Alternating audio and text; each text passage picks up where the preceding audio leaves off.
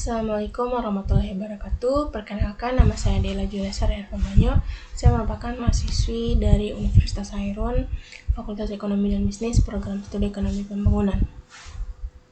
Pada kesempatan hari ini, saya akan menyampaikan materi mengenai struktur dan siklus APBD, anggaran, pendapatan, dan belanja daerah.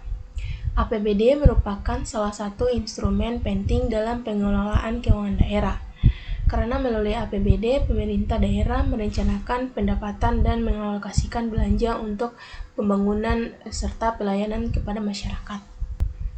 Dalam materi ini, kita akan membahas bagaimana struktur APBD disusun, serta bagaimana siklus dan tahapan penyusunannya, mulai dari perencanaan hingga pertanggungjawaban. Semoga melalui penjelasan ini, kita dapat memahami peran APBD dalam mendukung pembangunan daerah secara efektif dan transparan. Baik, mari kita memulai pembahasannya. Pengertian APBD, Undang-Undang Nomor 23 Tahun 2014 dan Undang-Undang Nomor 17 Tahun 2003 menjelaskan bahwa APBD adalah rencana keuangan tahunan pemerintah daerah yang dibahas dan disetujui bersama kepala daerah dan DPRD, kemudian ditetapkan dengan peraturan daerah. Secara sederhana, APBD adalah rencana pemasukan dan pengeluaran daerah selama 1 tahun anggaran, mulai dari 1 Januari sampai dengan 31 Desember. Fungsi APBD ada 4, yaitu yang pertama sebagai alat perencanaan, yang kedua sebagai alat pengendalian, yang ketiga sebagai alat evaluasi, dan yang terakhir sebagai alat distribusi dan stabilisasi ekonomi daerah. Struktur APBD terdiri dari 3 bagian. Yang pertama pendapatan daerah, yang kedua belanja daerah, yang ketiga pembiayaan daerah. Yang pertama, pendapatan daerah. Pendapatan daerah adalah semua penerimaan uang yang masuk ke daerah dalam 1 tahun anggaran. Sumber pendapatan daerah. Yang pertama ada pendapatan asli daerah atau PAD. Pendapatan yang berasal dari daerah itu sendiri seperti pajak daerah. Pajak daerah itu seperti pajak hotel, restoran, dan kendaraan bermotor. Distribusi daerah, hasil pengelolaan kekayaan daerah, dan lain-lain PAD yang asli. Contohnya pajak kendaraan bermotor di Maluku Utara. Selanjutnya, pendapatan transfer. Dana yang berasal dari pemerintah pusat seperti dana alokasi umum atau DAU, dana alokasi khusus atau DAK, dan dana bagi hasil DBH. Tujuannya untuk membantu pemerataan pembangunan antar daerah. Kemudian lain-lain pendapatan biasa, misalnya hibah atau dana darurat. Yang kedua adalah ada belanja daerah.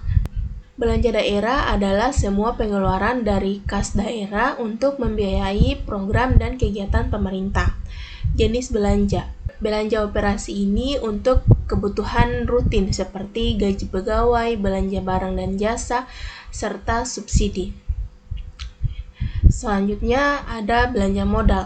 Belanja modal ini untuk pembangunan atau pengadaan aset seperti pembangunan jalan, pembangunan gedung atau sekolah, dan rumah sakit. Belanja ini bersifat jangka panjang dan mendukung pembangunan daerah. Kemudian ada belanja tidak terduga. Belanja tidak terduga ini digunakan untuk keadaan darurat seperti bencana alam dan kondisi krisis. Selanjutnya ada pembiayaan daerah. Pembiayaan daerah adalah transaksi keuangan untuk menutup defisit atau memanfaatkan surplus anggaran, terdiri dari yang pertama ada penerimaan pembiayaan, sisa lebih perhitungan anggaran atau SILPA. Kemudian pinjaman daerah. Yang kedua ada pengeluaran pembiayaan. Pengeluaran pembiayaan ini seperti penyertaan modal dan pembayaran utang. Kemudian ada siklus APBD. Siklus APBD adalah tahapan penyusunan sampai pertanggungjawaban anggaran. Secara umum, siklus APBD terdiri dari pertama, perencanaan. Tahap awal penyusunan anggaran dimulai dari RPJMD, yaitu Rencana Pembangunan Jangka Menengah Daerah. Kemudian ada RKPD, Rencana Kerja Pemerintah Daerah. Kemudian ada penyusunan KUA PPAS. Pada tahap ini ditentukan prioritas pembangunan daerah. Kemudian yang kedua ada penyusunan dan pembahasan. Pemerintah daerah menyusun rencana APBD, kemudian dibahas bersama DPRD, dan jika disetujui ditetapkan menjadi Perda APBD. Yang ketiga, pelaksanaan. SKPD melaksanakan program sesuai anggaran. Dana dicairkan sesuai prosedur. Tahap ini berlangsung selama tahun anggaran berjalan. Kemudian ada penatausahaan dan pelapor, pencatatan seluruh transaksi keuangan, dan penyusunan laporan keuangan daerah. Kemudian yang terakhir ada pengawasan dan pertanggungjawaban.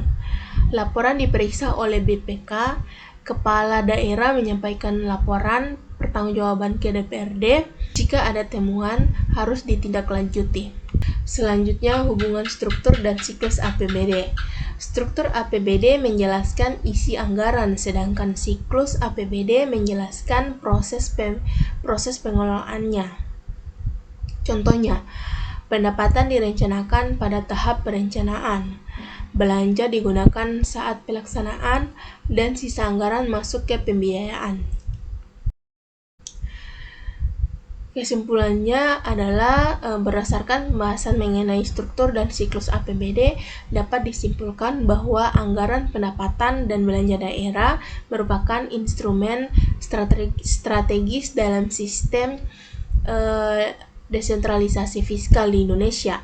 APBD tidak hanya berfungsi sebagai dokumen perencanaan keuangan tahunan, tetapi juga sebagai alat kebijakan fiskal daerah yang menentukan arah pembangunan, distribusi sumber daya, dan stabilitas ekonomi lokal. Secara struktural, APBD terdiri atas pendapatan daerah, belanja daerah, dan pembiayaan daerah. Komposisi pendapatan mencerminkan kapasitas fiskal suatu daerah, khususnya melalui besarnya kontribusi pendapatan asli daerah atau PAD terhadap total pendapatan. Tingginya ketergantungan pada dana transfer menunjukkan masih terbatasnya kemandirian fiskal daerah. Sementara itu, struktur belanja menggambarkan prioritas kebijakan pemerintah daerah. Proporsi belanja modal yang memadai menunjukkan orientasi pembangunan jangka panjang, sedangkan dominasi belanja operasi, khususnya belanja pegawai, dapat mempersempit ruang fiskal untuk pembangunan produktif.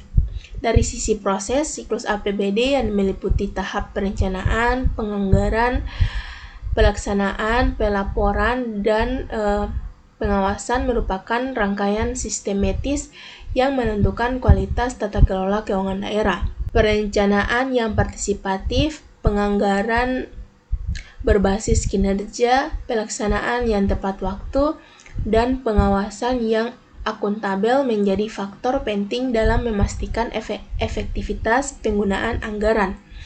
Audit yang dilakukan oleh Badan Pemeriksa Keuangan menjadi instrumen kontrol eksternal guna menjamin transparansi dan akuntabilitas pengelolaan keuangan daerah.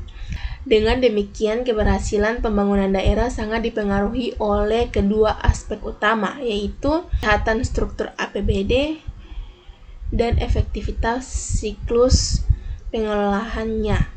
Struktur yang seimbang dan berorientasi produktif, serta siklus yang dijalankan sesuai prinsip good governance akan mendorong peningkatan pertumbuhan ekonomi, pengurangan kemiskinan, serta peningkatan kesejahteraan masyarakat secara berkelanjutan. Oleh karena itu, penguatan kapasitas fiskal daerah, optimalisasi PAD, pengendalian belanja yang lebih efisien, serta peningkatan kualitas perencanaan dan pengawasan menjadi agenda strategis dalam mewujudkan APBD yang lebih responsif, transparan, dan berorientasi pada hasil pembangunan.